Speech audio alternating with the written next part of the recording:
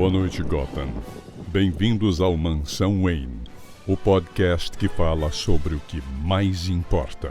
Eu, o Batman.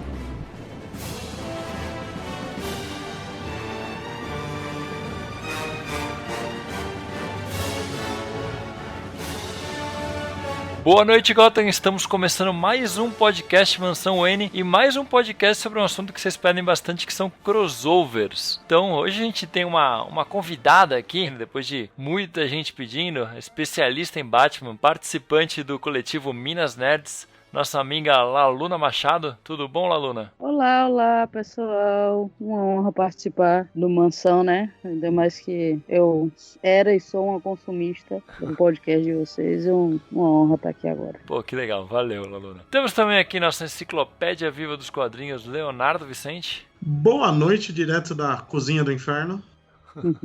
Nesse calor que tá hoje, tá foda. Meu co-apresentador, André Panceira. Boa noite, pessoal. Bem-vindos a esse crossover semi-animador.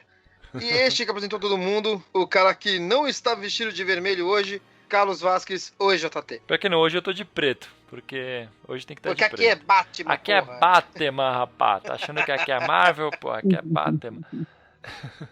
E hoje a gente vai falar de um crossover que talvez seja um dos maiores potenciais desperdiçados da história dos crossovers, que é o Batman e o Demolidor, que se encontraram duas vezes, né? A gente vai falar primeiro da primeira vez, né? Que foi uma edição que no Brasil foi publicada em março de 98, mas lá fora foi publicada em janeiro de 97. Pra época, tá bom, né? Nem um ano e pouquinho de atraso. Acho que pra época da Editora Abril tava na média. E esse primeiro encontro foi de uma época que tava tendo bastantes crossovers, né? Que eu me lembre, o Bud vai poder me corrigir se for o caso.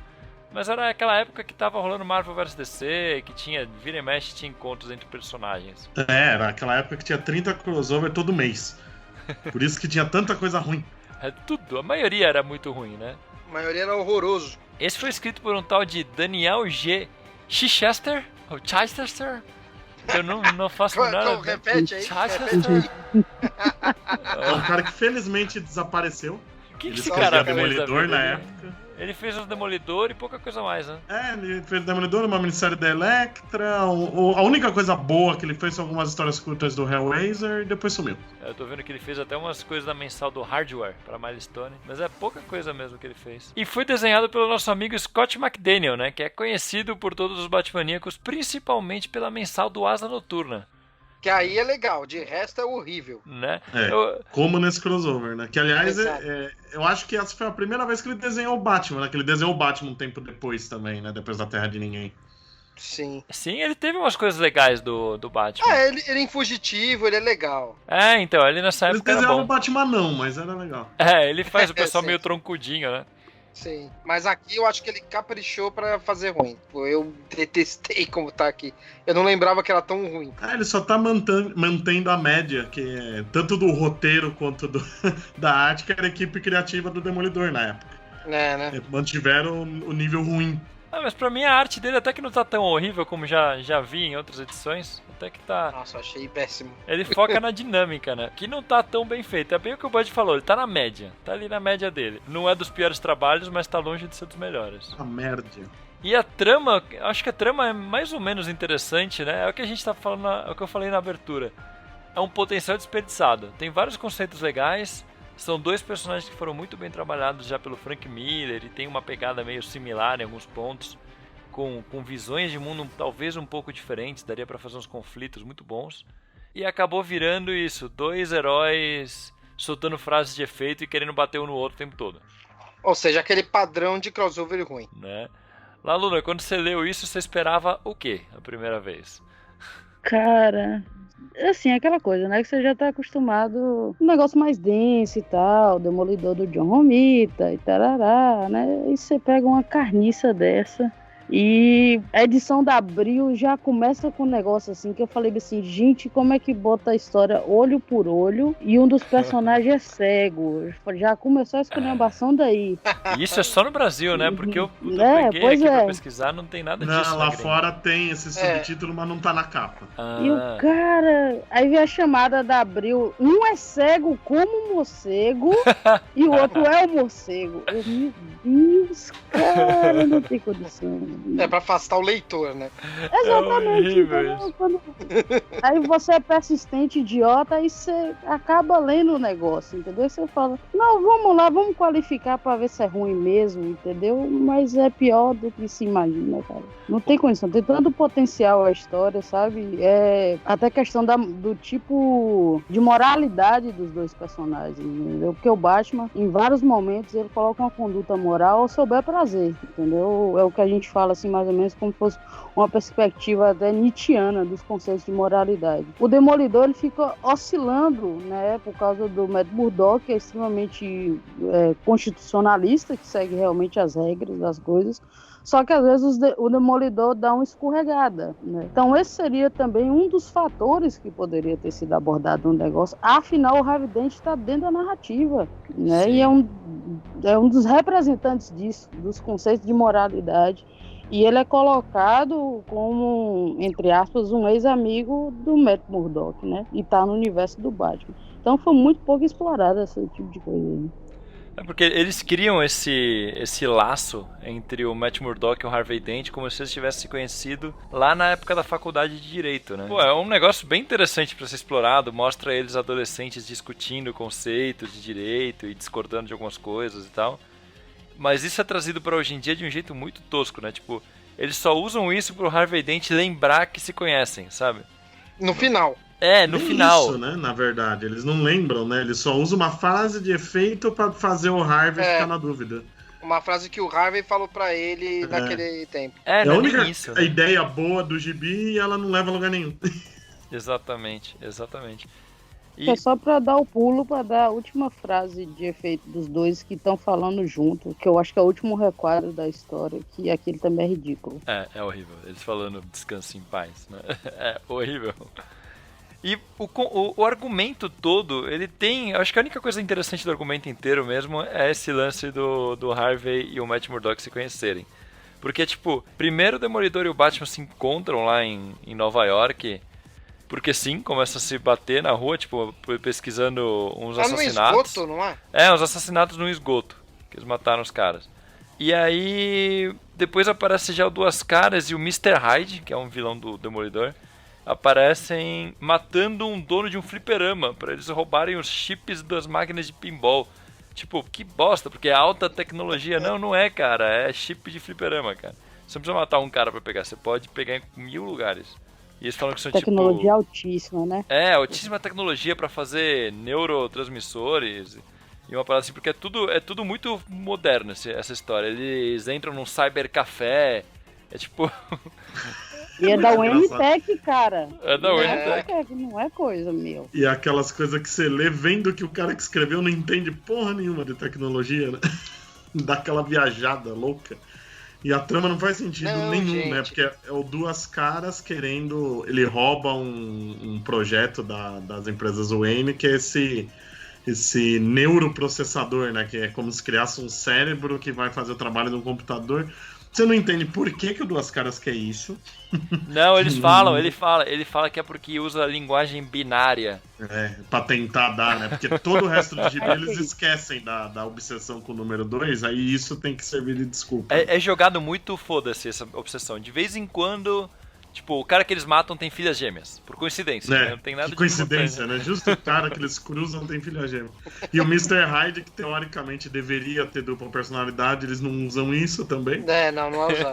E ainda tem uma fala escrota dele, assim, que dá a entender que, tipo, ele quer abusar das crianças, meu. Fica implícito, assim, sabe? Tipo, ele fala que vai fazer uma visita a elas. Né? Isso é muito escroto, meu. Eu falei, caralho, essa galera era muito doida mesmo. Pior que isso na versão em português ficou mais escroto ainda, né? Em inglês, ele fala, tipo, que bonitinho, você tem filhos, um dia a gente vai visitar, mas, tipo, não fica tão subentendido. Em português, do jeito que eles colocam, eu nem lembrava disso, que agora eu li em inglês, eu lembrei que quando eu li em português eu fiquei meio, tipo, caralho, não sabia que o Harvey Dent tinha essa parada com criança aí, não Nunca vi. É o Hyde, na verdade. Qual que é do Hyde? Vamos... Aí que é o podcast de Batman, ninguém conhece porra nenhuma de Demolidor. Eu não conheço porra nenhuma. Ele, na verdade, nem era o vilão do Demolidor, né? Ele virou depois de 20, 30 anos. Ele era um vilão do Thor. Nossa. Ele... no Thor tinha uns vilões muito bosta no começo. O Demolidor gosta de roubar vilão dos outros, né? Sim, Ele só tem o Coruja e o Mercenário de vilões dele. O resto é tudo emprestado ou compartilhado. O Hyde era um cientista, era Calvin Zabo, né, se não me engano o nome dele, que ele criou uma fórmula, tipo o médico e o monstro mesmo, né, pra deixar ele super forte. Ele já era criminoso e aí virou um fortão que nessa revista, sinceramente, do jeito que ele age e o visual que o McDaniel dá pra ele parece mais um arrasa-quarteirão lá do Asa Noturna do que o Mr. Hyde. É isso que eu ia falar. Parece muito.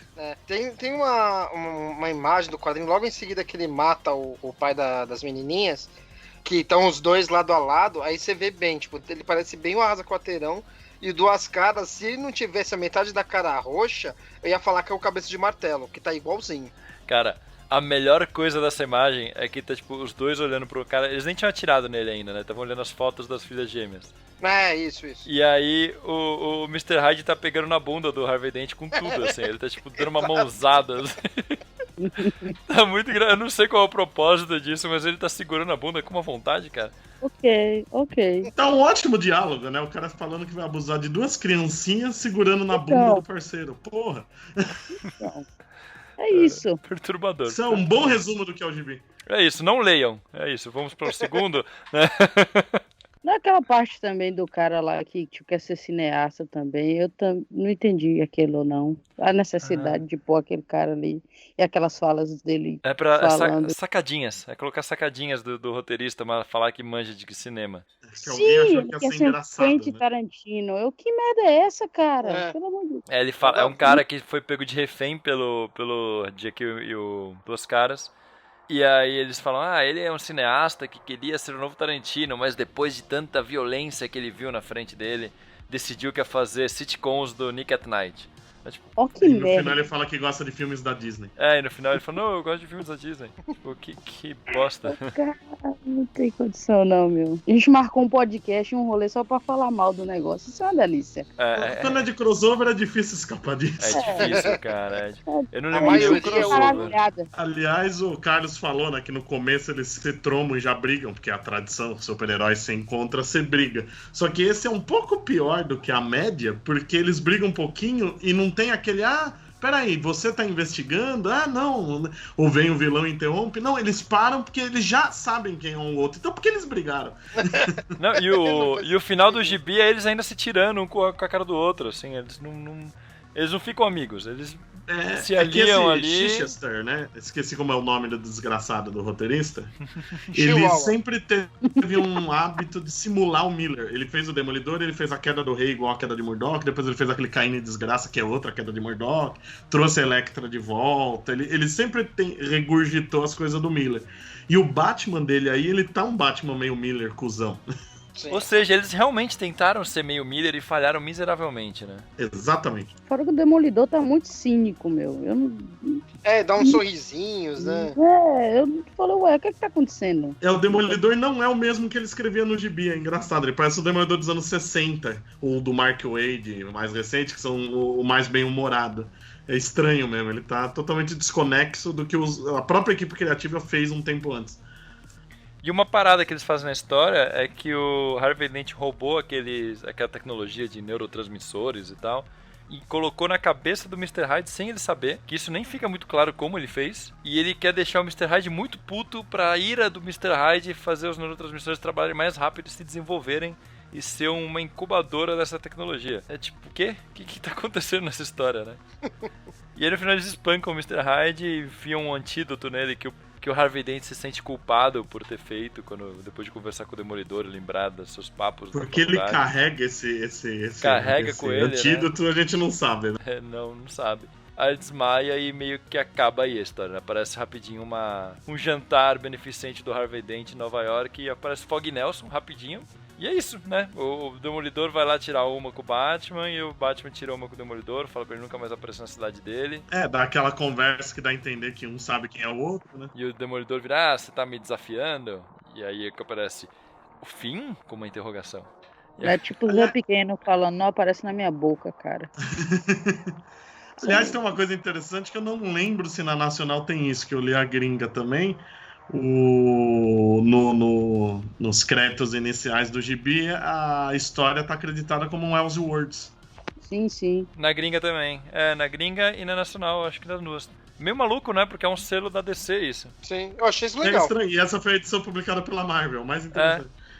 Meio doido. Tem uma parada que eu acho interessante, que também é jogado como tudo, que é o Batman deduzindo que o Demolidor é cego. Que ele saca rapidinho que ele é cego. E ele fica, não, porque seu nariz tá um pouquinho mais dilatado, aí aparece um close. Tô resfriado, filha da puta. Aquela forçada de barra, né? Você vira a cabeça pro lado quando escuta alguma coisa. Não, Batman, você só não vira a cabeça pro lado porque eles colocam uma armadura em você que você não consegue mexer o pescoço, cara. As pessoas costumam mover. Coisa que eu achei mais estranha foi uma hora que o Demolidor tá andando no meio do esgoto e aí ele encosta num negócio e se corta, eu acho. Eu não sei se ele se corta ou se ele tava sujo de sangue. Não, o sangue de alguém. E aí ele deixa, tipo, ele não é o Demolidor que tem os sentidos aguçados, ele não sente o cheiro, não sente a textura, nada, né? Porque fala que ele, como ele é cego, ele não percebeu que ele deixou sangue lá. Eu fiquei meio confusa nessa parte também, se é tipo uma espécie de narrador que fala isso, pelo fato de tipo, ele tá cego e ele não tá percebendo, ou se é o Batman que tá pensando isso olhando pra ele. Então, eles usam, é um narrador, mas que tipo, sabe aquele narrador que tem uma hora que parece que tá falando como se fosse personagem?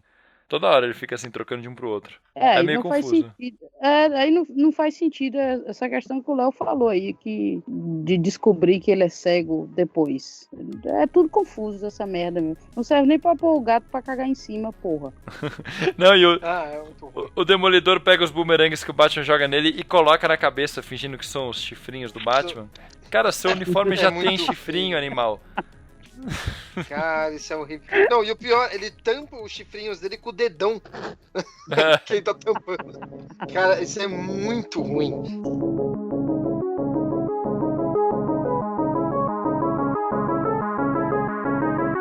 A gente tá falando mal desse, mas a gente era feliz e não sabia. Porque depois teve mais um crossover. Eu acho o segundo menos pior. O pior é que não assim, é pior que eu também. Acho que a arte me anima mais. O que é meio bizarro é que assim, eu lembro que na época que eu li, eu achei o primeiro melhor e o segundo muito pior. Agora que eu li os dois seguidos pra gravação, o primeiro caiu muito do que eu lembrava e o segundo deu uma subidinha. Ele ainda é ruinzinho, mas é ok. É o roteiro do Alan Grant, a arte do Eduardo Barreto. Eu acho a arte do Eduardo Barreto meio, tipo, é ok, ela é boa, mas nem é meio parece padrãozinho. Eduardo Barreto, né? Mas tá melhor do que a do McDaniel antes. Sim. Tá bem melhor que a do McDaniel. É ele desenhando com pressa, né? Tem um quadro ou outro que tá bem bonito e o resto meio jogado. Essa tem uma trama interessante porque eles usam o lance do medo, né? Que a história é ao redor do espantalho. Sim. Até começa com a mulher gato, né? Ela sabe que ela roubou alguma coisa. Ela tá indo encontrar dois caras ali no terraço de um prédio. Aí a gente já chega, já vê o Demolidor. E essa parte eu achei muito confusa, que ele tá lá assim, tem 3 batimentos cardíacos. Um está tranquilo e 2 não.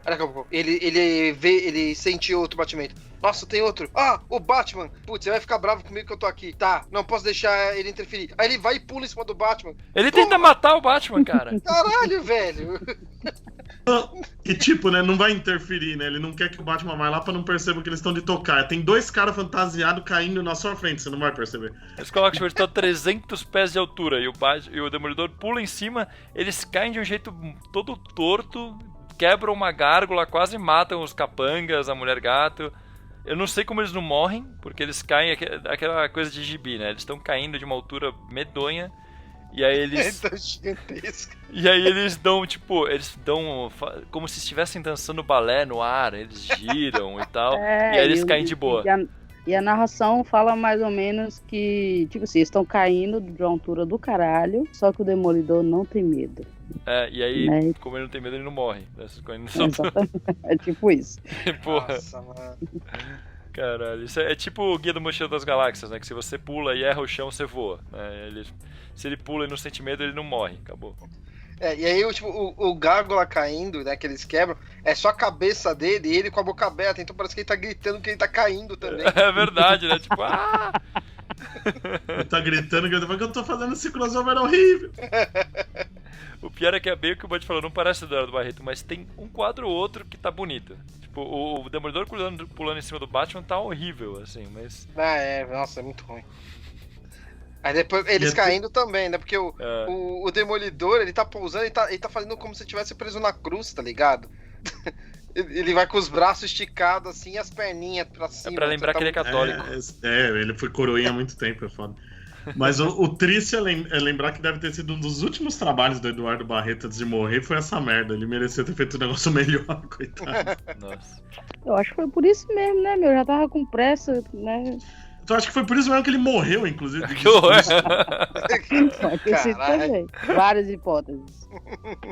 Mas então, aí você descobre que o roubo estava sendo feito pro espantalho. Vocês lembram o que ela estava roubando? Eram os documentos os arquivos da empresa, do escritório de advocacia do Murdoch sobre o Rei do Crime. Lembrei da história toda. É isso mesmo, né? A história toda é ao redor disso. O espantalho ele quer tomar conta de Nova York e quer destruir o Rei do Crime. Porque sim, eu não lembro. Na verdade, ele quer espalhar o medo em Nova York e ele vai usar a estrutura da organização do rei pra isso. Só que é muito babaca, porque ele faz isso aí depois disso, né? Ele já vai pra Nova York, né? E aí você descobre que ele tava contaminando as armas que estavam sendo traficadas de Gotham para Nova York com o gás do medo dele. Então e aí é um gás do medo diferente, que agora ele controla as pessoas também, já é babaca em dobro. E aí não é todo mundo tal. Aí da noite pro dia, por causa de uma entrega de armas, ele desmantelou todo o Império do Rei e o rei está agindo sozinho, sem nenhum capanga. Até porque ele matou todo mundo. É muito né? bobo. É bem trash, é bem trash. E também tem a parte lá que eles estão indo atrás da mulher gato, né? Aí, porque tem um... É sinalizador? Não é sinalizador. É um sinalizador, um rastreador. Rastreador. É um rastreador, isso. Um rastreador ali na maleta. Aí depois eu chego e vai e encontra no gatinho, tá ligado? Tipo... E o Demolidor começa a dar risada, né? Quando vê que tá num gato. Que o radar dele não viu que tava no gato antes, né? Mas a melhor parte é quando o Batman e o Demolidor vão conversar com o Rei do Crime pra pedir ajuda. Porque eles precisam saber os pontos onde o espantalho vai atacar e tal. E aí o Rei do Crime vai atrás deles de helicóptero. Começa a atirar neles loucamente. Atirando neles de helicóptero. Não, mas antes disso tem um negócio muito engraçado. Que aí na cena que já mostra o Demolidor e o Batman no escritório do rei, tem a narração, uma rápida ligação para o Rei do Crime, e eles marcaram o encontro. Peraí, você vai ligar pro Rei do Crime pra encontrar com ele. O Demolidor vai pela torre todo dia, sempre conversar com ele. Ainda o rei fazendo aquilo, nunca pensei que você ia pedir minha ajuda. Ele pede ajuda dele desde os anos 80, é tradição. E assim, ele tava com a janela quebrada, eles entram pela janela, não precisava ter ligado, era só aparecer lá, né, cara? É muito engraçado, é uma narração totalmente desnecessária. O Batman entra depois, ele tá escondido, né? E o Rei do Crime fala, eu sei que você tá aí, brodinho, pode entrar. Eu recebo visita do Homem-Aranha e do Demolidor há 30 anos, você não vai me assustar, né? Eu gostei muito, cara, do Rei do Crime no melhor estilo Thanos, indo de helicóptero atrás deles. E aí ele vai até a Estátua da Liberdade, que é onde o espantalho decidiu que ia ser o lugar onde ele ia espalhar o gás do medo. Eu acho que a pessoa nunca viu um mapa de Nova York, não viu que a Estátua da Liberdade fica longe pra caralho, fica numa ilha, na puta que pariu. E não é o ponto mais alto de lá. Não, é longe nem pra de caralho. Longe, né? A própria Torre do Rei é muito mais alta, já dava pra fazer de lá se quisesse. Então não faz sentido nenhum. Mas aí ele começa a atirar no helicóptero do Rei do Crime. O Rei do Crime pula do helicóptero e se agarra na Estátua da Liberdade com uma facilidade, cara. Né, o gordinho ali tá com os braços fortes. Nossa, mas ele pula, só ele tipo, droga, tô atirando aqui. Aí ele sobe em cima do helicóptero em chamas e pula, de boinha, assim. Né? Só um detalhe, voltando rapidinho, é que eu lembrei que o capítulo 2 ele se chama Guns N' Roses. É isso mesmo. É muito ruim. Maravilhoso, cara. E aí tem a cena onde tem que ter, né? Já que tem o espantalho e tem o homem sem medo, ele joga o gás do medo no Demolidor. Ele tem um rápido lapso onde ele lembra de todos os momentos importantes da cronologia dele. Não, pior que é uns negócios muito jogados, né? Tem Electra, beleza, o Bazooka e tem o Dr. Octopus. Que ele enfrentou uma ou duas vezes com o inimigo dele. Não tem o mercenário. É muito esquisito. O Dr. Octopus eu realmente não entendi lá e eu fiquei meio confusa também. Nossa, eu lembro deles terem se enfrentado no começo do Frank Miller como desenhista do Demolidor e nunca mais. Eu acho que foi por isso que o Demolidor começa a dar risada depois. Ele viu o Dr. Octopus e falou, não tá me zoando com esse gás aí. Aí, como ele não tem medo... Pensaram... né? Não, acho que pensaram assim, não deve ter, sei lá, alguns vilões já caracterizados mesmo e reconhecível pelas pessoas. Bora pôr esse cara aqui pra encher linguiça mesmo, pra ficar aqui nesse espaço que tá sobrando. E é isso, né? Resolveu o problema e tal. Pior que nessa época já tinha saído o filme do Demolidor lá do Ben Affleck, não tinha? O Mercenário é muito estranho. Eu acho que o Eduardo É. Barreto nunca tinha lido Demolidor, deram os encadernados do Miller pra ele. Ele, olha o Octopus, eu se conheço. Saiu desenhando qualquer coisa, né? Quem que é o maluco que tá no meio da imagem? Abri aqui de novo. É um cara meio Jack Kirby, eu não sei que cara é. Deve ser um cara famoso que eu não conheço. Deve ser o Coruja. Ah, pode ser. Ele parece um dos novos deuses, sei lá. Um meio demonião? É. Esse Ninguém sabe quem é desgraça. Nossa, eu não sei quem é não, mano. Ninguém sabe. Desenharam um negócio assim, tipo, se do pica-pau amarelo e botaram aí. esse é um que eles puseram porque tinha acabado de aparecer num gibi, eu acho. Acho que eu não lembro se já era nessa época, mas a única vez que eu vi o Demolidor enfrentar esse cara parece o Ulik, que é um troll de Asgard, das histórias do Thor. E ele tava tendo nessa época um gibi chamado Marvel Knights, que era aquelas famosas não equipes, né? Eles pegam todos os heróis urbanos da Marvel, põem junto, eles não são uma equipe de verdade. Tava o Demolidor, o Justiceiro, o Cavaleiro da Lua, essas coisas assim, e eles enfrentam uma invasão dos Trolls. Eu acho que tinha acabado de sair isso na época. E eles usaram essa imagem do leak aí por causa disso. O Eduardo Barreto realmente pegou, tipo, uma pilha de gibis que ele achou do Demolidor lá e colocou, né? Pode ser culpa do Alan Grant também, porque ele deve ser amigo do Chuck Dixon. Quem escrevia esse Marvel Knights era o Chuck Dixon. Ou o Alan Grant também não conhecia tanto do Demolidor, né? Porque essa história, de forma geral, você não precisa saber nada do Demolidor. Não precisa. Tipo, é o espantalho, é em Gotham, o Rei do Crime se trata como um mafioso genérico e pronto. E eu acho que essa história meio que é isso, né? Não tem um desenvolvimento muito grande. Por isso que eu acho ela meio tosca, assim, porque a outra, pelo menos, ela abraça a trecheira e tem um monte de frase de efeito e tal. Essa aqui é uma história simples, meio boba, não leva a lugar nenhum e acabou. E os personagens já se conhecem, não tem mais tanta treta, né? Eles ainda se estranham, mas eles já aprenderam do nada a agir bem. Mas tem desde o muito começo conflito. eles já estão. Mas desde o começo eles já estão ali, tipo, meio se aceitando, né? Tipo, teve ali. Tirando que o Demolidor pula em cima do Batman, né? Mas. Depois, quê, tipo, né? o Demolidor, ele até fala, mas tem uma condição, eu não aceito ordens, então podemos trabalhar como parceiros? Batman, ok. E aí eles vão, tá ligado?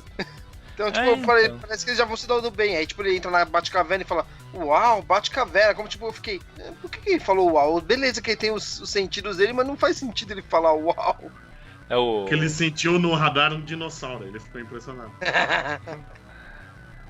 Então, muito estranho. Essa história não tem um conflito, não tem nada. Tipo, a Mulher Gato roubou um negócio que era pro Espantalho usar, e aí eles se unem pra impedir o Espantalho de usar isso. E acabou. Não tem, tipo, não tem nenhuma reviravolta, não tem nada demais, assim. No começo, quando eu li parece uma edição de um Brave and Bold da vida, né? Não tem nada demais. Dos anos 70, né? Histórias simplesinhas. No começo, quando eu li a primeira vez, eu achei, assim, que, tipo, a Mulher Gato poderia estar roubando os documentos do Fisk, lá do escritório, para o Batman. Entendeu? Já seria algo mais Ia ser interessante. legal. Legal. Eu falei, aí faria muito sentido. Aí viria a pergunta, mas por que ele botou ela pra fazer isso? Né? Já que ele é o pica das galáxias lá, que poderia ter feito isso, né? Mas aí vem a questão da revista anterior, dele já ter ido pra Nova York e tudo mais, e ter dado aquelas coisas com o Demolidor. Mas seria eu acho, uma narrativa até um pouco melhor, né, do que a que foi desenvolvida aí. E tem uma parada que tem umas coisas engraçadas que você vê que é uma história feita às pressas. Tipo, no final eles vão embora de lancha pra Nova York, e quem que tá pilotando a lancha? O cara cego. Tipo, porra. Não, cara. Cara. Você não coloca um cara cego pra pilotar uma lancha rumo a uma cidade, cara. E ele ainda tá conversando, brother. Ele é cego, tá pilotando um negócio. Ainda fala pro Batman assim, então, é assim mesmo, o Fisk não vai ser preso, entendeu? E é assim que acontece. Ele é que nem um filme antigo que eu via com o Rusher Hauer, chamava Fúria Cega. Ele era meio que um ninja cego também, ele foi treinado no Vietnã. Aí ele tá dirigindo também, aí alguém bate no carro. Que foi? Você é cego? Eu sou. Qual que é a sua desculpa? É o Demolidor. É o Demolidor, exatamente. E eu acho muito bom, cara, no final, quando ele fala que é isso aí, que às vezes você tem que deixar o vilão fugir, às vezes você perde mesmo. E aí o Demolidor vira pro Batman, então bem-vindo ao clube. E o Batman, clube? Que clube? Ele, a humanidade.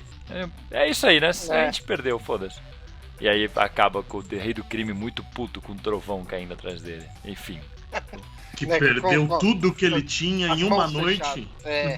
Porque o espantalho pegou um grupinho de 10 caras e assumiu o resto do império dele. É muito trash, cara. E o único que falou que era fiel a ele tacou pela janela. E o cara explodiu. E o cara explodiu. O cara explodiu ainda. O cara era um personagem do filme do Michael Bay, né? Ele explode. Caralho. Mas é isso, é outro crossover muito ruim. E esse podcast vai ficar muito curto, pessoal. Vocês que estão ouvindo a gente não deu nem meia hora de programa. A gente já falou dos 2 crossovers e já acabou de falar sobre tudo que dá pra falar desses crossovers. E acredita, é pro bem de vocês. Se a gente falasse muito disso, nós e vocês surferíamos. São 2 histórias bem curtinhas. Eu acho engraçado esses crossovers que são, tipo... Hoje em dia não é comum você ver especiais tão fininhos, assim. Hoje em dia é tudo capa dura, tem que ter uma lombada, tem que ter um pouco mais de volume. Hoje em dia nem tem especial, né? Tudo é minissérie ou uma graphic novel de 100 páginas, né? Não tem especial, assim, one shot, é muito raro. Tipo, uma história fechada em que 2 personagens desse tamanho se encontram e, tipo, a história só tem umas 20 páginas, sabe? É muito pouco, é muito simples, né? O desenvolvimento não é pra menos que fica ruim, né? A primeira, por exemplo, se fosse uma história mais longa, daria pra ter desenvolvido legal o negócio do Murdock com o Dentes. Então, fizesse uma minissérie, né? Fizesse uma coisa um pouco mais...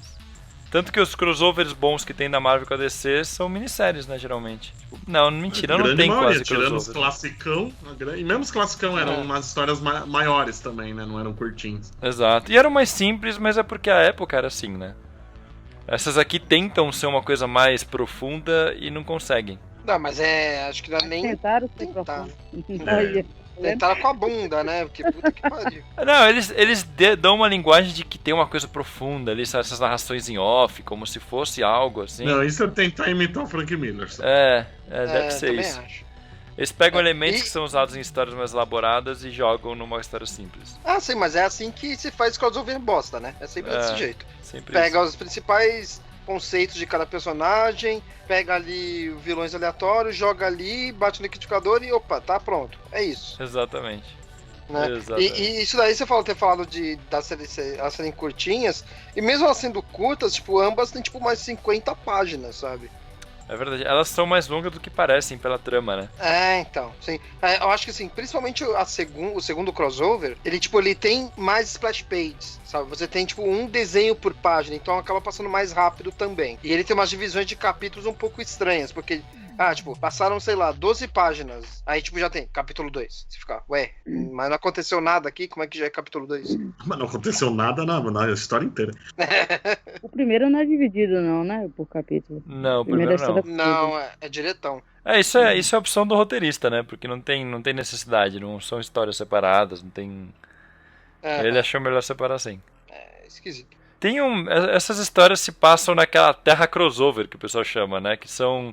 Diferente de crossovers como Liga Vingadores, ou até os da Liga da Justiça com a Turma da Mônica, que eles falam que são... As realidades estão se fundindo, abrir um portal para eles pularem de uma para outra, tal. Essas aqui é como se eles sempre tivessem convivido, como se DC e Marvel fossem uma terra só, né? Na verdade, nos anos 90 tinha uma desculpa a mais, né? Porque depois do Marvel vs. DC tinha o tal do acesso, né? Que era o cara que guardava os universos, que começava a ter muito crossover e corria o risco dos universos se fundirem, e ele tentava evitar isso. Então, eles dão uma desculpa quando acontece isso, é porque os universos estão começando a se fundir e nos bastidores o acesso fez alguma coisa. pra anular isso. Nessa época era isso, mas é que tinha uma parada ali naqueles guias que saíram com Crise Infinitas Terras, lá em 86, eles falaram que existia uma terra que era a Terra Crossover, que era onde os personagens se encontravam. Tipo aqueles crossover antigo do Super-Homem com Homem-Aranha, aquelas coisas. E o próprio guia, um guia que a Marvel lançou, colocava que era a Terra 7642, é a Terra dos Crossover. Até porque às vezes crossover valia, né? Tem a vez que você viu o Shazam comentando que perdeu pro Thor. No Vingadores Eternamente aparece a cena do Lex Luthor e do Dr. Octopus fugindo da cadeia juntos, né? Às vezes tem essas loucuras. É aquela coisa que você não pode levar muito a sério, né? Senão você fica maluco. Mas a gente falou de Marvel vs DC, tem um terceiro encontro do Batman com o Demolidor, que é justamente no Marvel vs DC 3, que pra mim é o único que é divertido, porque aí vira uma loucura da porra, que é o acesso viajando pelo tempo e pelos universos, pra ficar uma zona maior ainda, e ainda tem um acesso vilão que se uniu ao Darkseid, aos novos deuses do Darkseid e a Irmandade de Mutantes, e aí ele começa a fazer amálgamas vilões.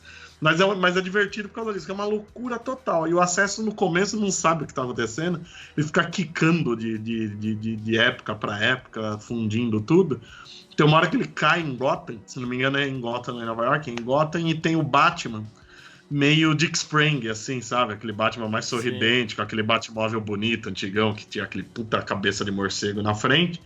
E aí tem uma rápida conversa com o Demolidor, também classicão, com o uniforme amarelo ainda. Que da hora.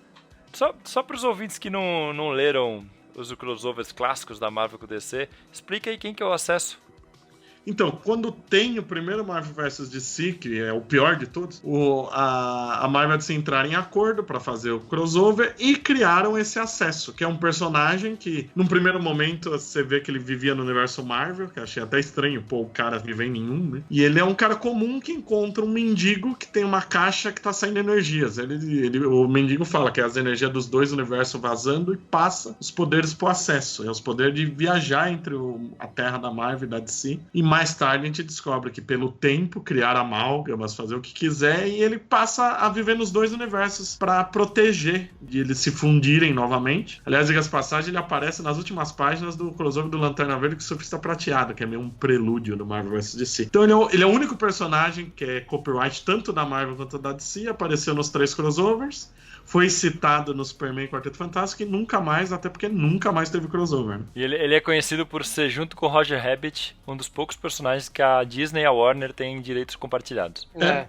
muito doido isso. Né? E além disso, depois já em 2003, o Brian Michael Bendis queria fazer um crossover. Então, o Brian Michael Bendis teve uma ideia para um crossover, na época ele estava já no Demolidor, em 2003, e curiosamente hoje ele escreve algumas histórias do Batman naquela revista do Walmart, e ele queria fazer esse crossover, que ele sempre falava que se ele fosse ele gostaria de escrever o Batman. E aí ele e o Mike A. Von Orman, aquele desenhista que fez com ele Powers, fizeram o projeto todo de um terceiro crossover e apresentaram pro Joey Quesada. E aí que a história fica meio cabulosa, porque cada parte fala uma coisa.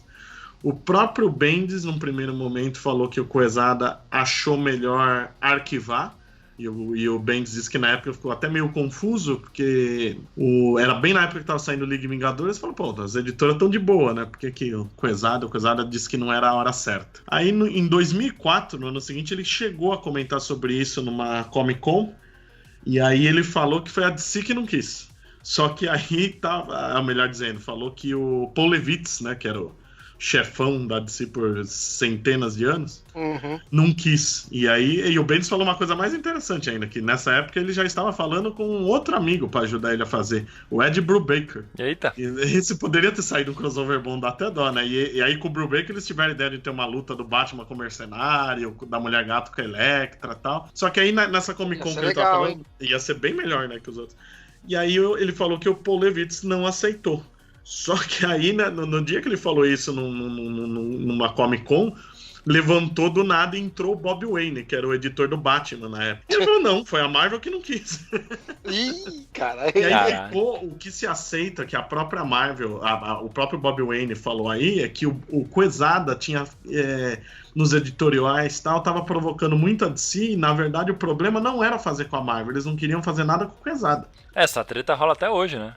Nunca mais teve e nunca mais nenhum crossover foi reimpresso, né? Você acha que o estopim foi, então, esse possível crossover do Demolidor com o Batman? Pode ser essas cagadas do Coesada. Diz que o Coesada zoava a DC falando, na época tava aquela fusão da Warner com a All, né? Tinha que chamar a All Comics agora. Tá? E ele ficou tirando sarro da DC e o pessoal da DC não gostou. Até porque o leitor criou, né, essa rixa, né? Se você vê os caras que trabalham lá, é tudo amigo e tal. Aí fica o Coesada fazendo essa babaquice e fica feio mesmo, né? Mas pra mim, eu acho que o problema é ser Warner e Disney hoje em dia, né? Uma empresa que dá dinheiro pra outra.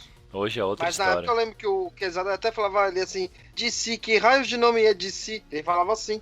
É a distinta concorrência, rapaz. Aprende com o seu patrão. Agora, comercialmente, vale a pena fazer um crossover assim? Hoje em dia? Empresas, vale a pena? Sim. Eu acho que um bem feito, como foi o League Vingadores, vale. Você não pode fazer um caça-níqueis que nem esse Batman e Demolidor, que aí não adianta nada. Tanto que a DC... ela sempre teve tradição de crossover com outras editoras. A gente continua a ver nos últimos tempos teve 4 crossovers do Batman com as Tartarugas Ninja e vai ter até outro em animação. Sim. Teve Mulher Maravilha e Conan. Tem, sei lá, tanta coisa que a gente até esquece. Lanterna Liga Verde, da Justiça e Power Rangers. Liga da Justiça e Power Rangers. Lanterna Verde, Star Trek. Se sabe usar. E, sinceramente, até os que são mais bobinhos, fechadinhos, são superiores ao que eram esses dos anos 90, no geral. Qual que era aquele da Legião do Super-Herói? Ah, não, esse Teve Legião dos Super-Heróis e Star Trek. Legião dos Super-Heróis e Star Trek. Batman 66 e um monte de coisa. Batman 66 tá campeão. Teve com os Vingadores ingleses, né? Com a gente da Uncle, com o Art agora. Tiny Titans com Art. Tem tudo. Não, eles fazem muita coisa. Continua investindo bem. A Marvel até tem um ou outro. Mas é muito raro e tem umas coisas inexplicáveis, né? Que algo me diz que a Marvel e a Dark Horse não se bicam, porque nunca existiu um crossover entre eles. Possível, hein? Bem possível. Agora deve se bicar menos ainda, né? Que a Disney comprou todas as propriedades que a Dark Horse fazia quadrinha. Mas é engraçado que aí tá saindo agora uns negócios do Star Wars pela Dark Horse de novo. Um livro de arte dos desenhos. Caramba. E como a gente sempre faz com um programa de crossovers, eu vou querer fazer uma rodada final agora, mas a gente vai fazer um pouco diferente. Normalmente a gente pede pra falar só o momento que você achou mais interessante, de destaque. Pode ser de bom, pode ser ruim. Mas eu vou pedir... não existe isso. Então. Como não tem nada muito elaborado, além disso, o André me deu uma ideia aqui. Vou falar pra cada um falar uma ideia que vocês acham que daria um crossover melhor entre o Batman e o Demolidor do que essas coisas que foram feitas. E eu vou começar pela Laluna, pela nossa convidada. Laluna, diz aí o momento de destaque aí pra você dos crossovers, algum momento que você achou engraçado, ou legal, ou tosco, ou o que for. E depois, uma ideia aí que você acha que um vilão, um conceito que seria mais interessante num crossover entre os personagens. Bom, pra mim é inesquecível o negócio do olho por olho e o cara é cego, cara. Isso aí é... Meu Deus, que escrotidão, cara. Não tem condição. A galera é muito louca mesmo. Isso hoje, nossa senhora. Ia dar merda. Pior só se em vez do Batman fosse o Doutor Meia-Noite, né? Os dois cegos. Mas ia dar muita merda isso aí. Já começa. Se o quadrinho já começa desse jeito, então. Ele é cego como um morcego. Nossa, cara. Nossa, não. Isso aí foi o que mais me marcou nessa merda, né? Agora eu acho que a questão do primeiro realmente eu levantaria algumas coisas em relação à moralidade mesmo dos dois, né? Porque o Matt Murdock, por ele ser um advogado e tudo mais, constitucionalista e tal, ele segue as regras realmente. Acho que tem até uma história, o Léo deve saber o nome da história e quem foi que fez, porque o cara é uma máquina. Mas eu não lembro, mas é uma que, tipo assim, ele como demolidor, ele prende o cara, depois ele vê a merda que ele fez, o cara é inocente, e aí, como o Matt Murdock, ele tenta defender o cara como advogado pra tirar ele da cadeia, pra consertar a merda. Isso acontece com alguma frequência, né? E tem uma que, coincidentemente, é com o Mr. Hyde, que ele tá no julgamento do Hyde e ele vê que o Hyde é inocente. Oi, ele mesmo se confunde em relação às questões de moralidade dele. E a gente sabe que alguns aspectos da moralidade do Batman, ele se alterna, né? De acordo com o contexto que ele tá, de acordo com quem que ele tá combatendo, né? Com quem que ele tá preocupado, mais ou menos ela é uma moralidade líquida, né? Eu acho que seria um fator interessante para abordar nisso aí, e também justamente pelo fato do Harvey Dent estar na história, né? Que é o fato dele ser um promotor, ele é um magistrado e tudo mais. Então, poderia não ter aprofundado tanto, mas poderia ter dado características disso, além da faculdade deles lá, para algumas coisas fazer mais sentido, entendeu? E até uns diálogos mais profundos em relação a isso, né? Que a gente tem em alguns quadrinhos, mas aquilo ali foi merda. Mas esperar o quê de um quadrinho que começa com olho por olho, entendeu? Então é isso. Não tem condições um negócio desse. Isso aí. Esse negócio da moralidade eu acho que realmente é o grande ponto que eles tocam muito superficialmente e não chegam a usar, né? Também porque, assim, além do Matt Murdock ele ter as questões dos parâmetros morais dele e do que ele estudou e tudo mais, ele tem a outra parte da questão da religião, entendeu? Que influencia demais na conduta dele, entendeu? E isso não é abordado em nenhum momento, né? E é um fator importante de construção para o personagem. Você não pode entender o Demolidor e nem o Matt Murdock se você não entender a construção religiosa que ele tem. E isso não é abordado em nenhum momento, infelizmente. E daria pra fazer umas coisas legais, né? Tipo, se o Bruce e o Matt realmente se aproximassem um pouco, eles visitando o túmulo dos pais, sabe? Alguma coisa desse tipo, daria pra fazer bastante coisa. Sim, ainda mais que os dois têm traumas parecidos, né? Então, poderia ser alguma coisa relacionada a isso também. A única coisa que trata, assim, por cima, é naquele momento que o Bruce tá pra atropelar ele, mas não atropela. Nossa, mas é muito sem propósito aqui. Também, né? E aí dá por cima, assim, falando da conduta moral do Bruce, né? Que ele nunca faria isso e tudo mais. Mas também, tipo, caguei. É só uma tretinha aqui pra, sei lá, dar seguimento à história, só pra entreter você um pouquinho, idiota. Exatamente, muito bom. E você, Bud? Qual que é o momento de destaque e o que você usaria nessa trama em vez de o que foi feito aí? A melhor parte é quando aparece final, não, mas... Final com uma interrogação. Que eu achei interessante mesmo é o negócio do Harvey com o Matt, que é mal explorado, mas é uma boa ideia jogada, né? Inclusive essa cena do Bruce tentando atropelar o Demolidor, eu acho engraçado que eles põem uma coisa muito interessante do Batman que também fica jogada, né? Que o Demolidor fala que pelo batimento cardíaco ele não sabe o que esperar do Batman, que ele controla perfeitamente o batimento. E depois foda-se, né? Depois fica por isso mesmo. Mas enquanto a gente estava gravando, a parte que eu gosto mesmo é o negócio do Harvey com o Matt, mas enquanto estava gravando eu fiquei com aquele negócio de Cells Words na cabeça e pensei em outras, de pôr o Demolidor participando de outros momentos da carreira do Batman que seria interessante ter o conflito moral deles e em um deles até a religião. Imagina um Matt Murdock tendo que julgar o Batman na época do Batman 1, que ele é caçado pela polícia. Ou melhor ainda, se durante o Bruce Wayne assassino tivesse o Matt Murdock como o advogado do Bruce Wayne. Pode ser. Bom, isso seria uma história interessante. Uma trama onde o Matt Murdock tivesse que defender o Bruce Wayne no tribunal. Eu acho muito interessante. E outra trama famosa do Batman, que a presença do Demolidor causaria um rebuliço, ele tão religioso durante o Messias quanto o Diácono Blackfire, seria uma ótima ideia também. É verdade. Olha aí, várias ideias boas que a gente teve aqui num bate-papo rápido. Porra, DC e Marvel, por favor, né? A gente é competente pra caralho, né? Ou a gente é muito foda, né? E nada humilde. Ou os caras fazem de qualquer jeito mesmo, né, cara? Eu acho que são os dois, né? Pode ser. E você, André? Olha, momento memorável não existe realmente em nenhum dos dois quadrinhos, né? Putz, cara, eu acho que se eu for escolher um momento vai ser o Hyde apertando a bunda do Ascar.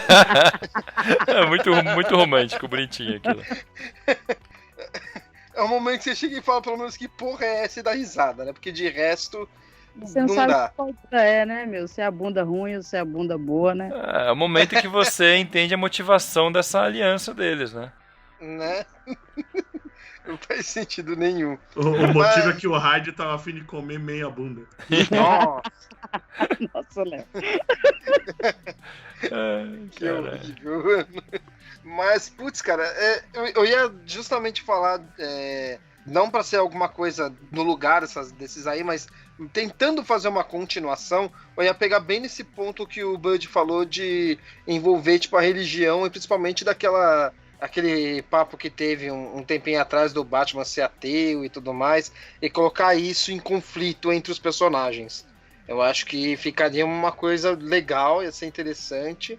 E um outro caminho que eu acho que seria legal seria você, tipo, pô, beleza, já apareceu o Rei do Crime, né? Apareceu o Espantalho, apareceu o Duas Caras, o Hyde, então acho que tá na hora de colocar, tipo, uma coisa um pouco melhor. Eu colocaria, tipo, o Coringa e, tipo, sei lá, e o Mercenário, sabe? Acho que pode ser uma coisa também interessante. Aí o Coringa com a parte psicológica, né, tipo, fazendo merda, só que em vez de ser pro Bruce, na verdade que ele faz mais pro Gordon, mas tudo bem, vamos considerar o Bruce, fazendo pro Matt Murdock, sabe, alguma coisa do tipo, oh meu Deus, esqueci o nome da história agora. Piada Enfim. mortal. Oi? Piada mortal. Pode ser um Coringa tipo piada mortal, pode ser, não era essa história que eu ia falar, mas acho que encaixa bem também. Ele fazendo uma coisa bem psicológica ali com ele, tipo o que ele fez com o Gordon ali, acho que ficaria legal, sabe? Enquanto que o Batman tendo que enfrentar ali o Mercenário, também com uma coisa bem dele, mostrar toda a parte assassina dele, psicopata. Acho que ficaria uma coisa bacana. Você faria uma troca dos principais vilões entre eles. Não, isso, tipo, mas não considerando que teve essas histórias. Seria, tipo, uma continuação, uma outra coisa, tá ligado? Porque mesmo se trocar os vilões aqui, vai continuar a mesma merda.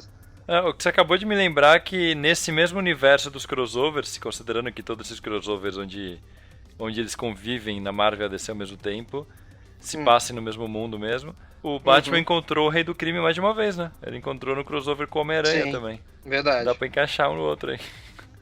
Interessante. Cara, eu vou falar o meu, então. Pra mim, o momento memorável é eles, no começo do segundo crossover, quando eles caem lá, o Demolidor pula em cima do Batman, quase mata os dois, já com aquela gárgula quebrada em cima de todo mundo. Tipo, quase que ele mata uma galera aleatória, porque ele é burro, sei lá, cara. Ele pulou em cima do outro por nada. Tipo, esse é o... É tipo o quinta série, Montinho! É bem isso, tipo... não quero que o Batman me veja por aqui. Vou pular em cima dele. Porra! Por que, cara? E de trama, cara, eu gostei muito do caminho que o Bud foi de advogado, assim. Agora nas histórias do Tom King, teve uma trama bem interessante que é o Batman perdeu o controle, espancou o Senhor Frio e acabou levando ele como culpado de uma parada que nem foi tão grave, sabe? Nem lembro agora exatamente o que é. Mas que no fim das contas o Bruce Wayne vai como júri e tenta convencer o resto do júri a diminuir a pena do Senhor Frio, que não foi tanto, que foi o Batman que cometeu o excesso, sabe? Colocar isso, uma trama desse tipo, com o Matt Murdock como advogado ao mesmo tempo e em paralelo, sei lá, o Bruce Wayne tá preso ali junto com o júri e o Matt Murdock tá como demolidor indo atrás da galera, indo atrás de provas e tal. Seria interessante, tipo, eles como aliados mesmo, parar com essa putaria de se encontrar e ficar com birrinha um com o outro, e eles se aliarem mesmo, cada um com seu estilo. A gente podia chutar o pau da barraca e fazer um encontro do Demolidor de armadura preta horrível com o Batman Azrael de armadura. Ia ser o pior de todos. Aí sim. Daria pra fazer um crossover deles em duas fases diferentes, né? Tipo, o primeiro crossover ser esse que eu falei, e o segundo crossover se passar alguns anos depois, quando o Azrael tava como Batman e tem nos conflitos morais com o Demolidor. Seria interessante. Tipo o Justiceiro, só que bem feito. O do Justiceiro até é melhor do que esses do Demolidor, eu acho. Ah, sim, com certeza.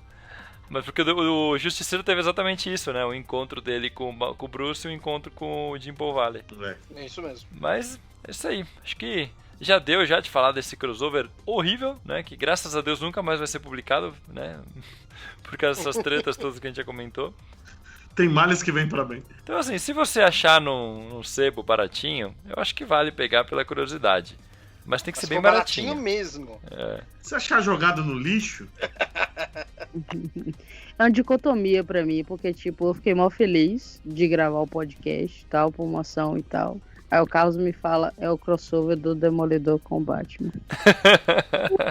Você perguntou pra ele, o que eu te fiz? Não, né, cara? Né? Pois então. Né? Desculpa te submeter a isso. Pra te avisar, viu? Pra te avisar aqui, tipo, é uma tradição. Primeiro, tipo, o convidado vai participar pela primeira vez, tem que falar de um crossover ruim. Já é tradição aqui. Trote tipo trote essa merda. O Rafael Fernandes xingou a gente tanto já numa A gente gravou do Batman e Alien com ele. Ele falou, pô, por que vocês me chamam pra essas bosta? Por que vocês me chamam pra esse negócio bom, cara? Cara, eu tava lendo hoje de manhã e, tipo, parei em vários momentos, assim, tipo, que merda que eu tô fazendo, cara? O que estou fazendo com a minha vida, né? Fazendo, cara, olha aí o que eu faço por vocês, tá vendo? Porque vários momentos, assim, fora as cenas que, tipo, a mulher gata está embalada a vácuo, né? O povo lá se degradando lá, e gárgulas, um espantalho, o pau quebrando e ela está com a bunda virada para cima. E aliás, nem precisava dela ali, né, cara? Podia ser qualquer coisa, né? Exato. Ok, tá ótimo. É isso aí. E ainda tem, tipo, dá um contorno, assim, da silhueta do mamilo dela também. Ok, tá ótimo. É isso aí. Tô lendo isso aqui de manhã, bora lá, né? Essa época da mulher gata era foda, esse uniforme roxo. Era bem assim que eles desenhavam. Não, mas ela tá pelada, pintada de roxo. O negócio é esse. Não é um uniforme aqui, cara. Mas é isso aí. Então vou agradecer a Luna por ter participado, pedir desculpa por ter chamado para um programa sobre um assunto tão horrível. E a gente fica devendo. A gente já tá conversando já de uma gravação de um programa mais interessante no futuro, né? Opa, fiz aqui uma pequena inserção para deixar um recado aqui para os ouvintes mais atentos que já devem ter percebido que a gente tá falando da Luna como se fosse a primeira vez dela no podcast Mansão Wayne.